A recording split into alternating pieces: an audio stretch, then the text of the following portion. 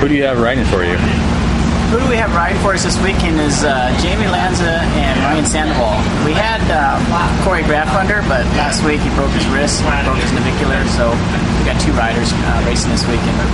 That's a pretty serious injury. How long is he? Breaking a navicular is probably 12 weeks. But pretty much he's leading the series in the works, and we're going to have to give that up this year, which is really a big bummer. Mm-hmm. So my gut feeling is he's pretty much done until November at least. Okay. And can you tell me a little about your bike setups here? Our bike setup is a lot different for endurocross. Being at the rocks and the logs and the suspension setup is all different. We go to a little bit stiffer suspension, and then for Sandoval and Jamie, we lower the bikes. So we cut the subframe down, we cut the seat down, we cut travel out of it. We try to make it low as possible. A little bit wider pegs, different guards on the bottom from smacking logs and rocks and stuff like that. So mostly just protection, stuff like that. The motor is fairly stock. We do put a FMF Mega Bomb on it for a little bit more bottom end, but that's about it. And clutches, sprockets. We do run a different clutch in the engine. We run a Recluse clutch, which is pretty much mandatory in these events. They keep you from stalling it. But with electric start, it's not as bad. It makes it nice. But with the two combinations, it works really well. And the Recluse is awesome because it feels like a normal clutch. It's not all funky.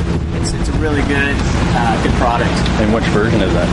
Pardon? Which version of the Recluse? We have the EXP version, the latest version, and it's really, really sweet. I've been with Recluse for 6 years or so, and I've been through all their transitions of getting better and better, and this is by far the tops.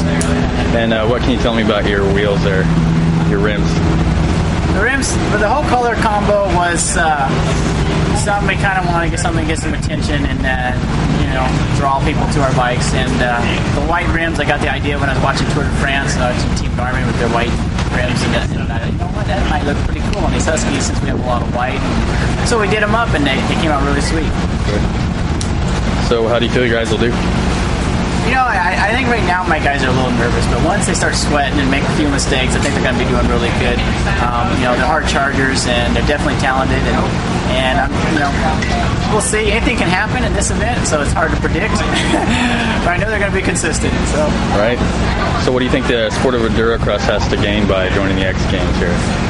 The sport of endurocross is going to gain a lot by being at the X Games for the exposure. I mean, there's so many people, and it's a young sport, and it's an exciting sport, and there's a lot going on. There's a lot of crashes, and the leaders never always just goes and walks away. So it's I think all that it's going to make it huge. And being in a TV thing where all these people that never even heard of endurocross get to watch it, they're going to learn a lot. I think they're really going to like it.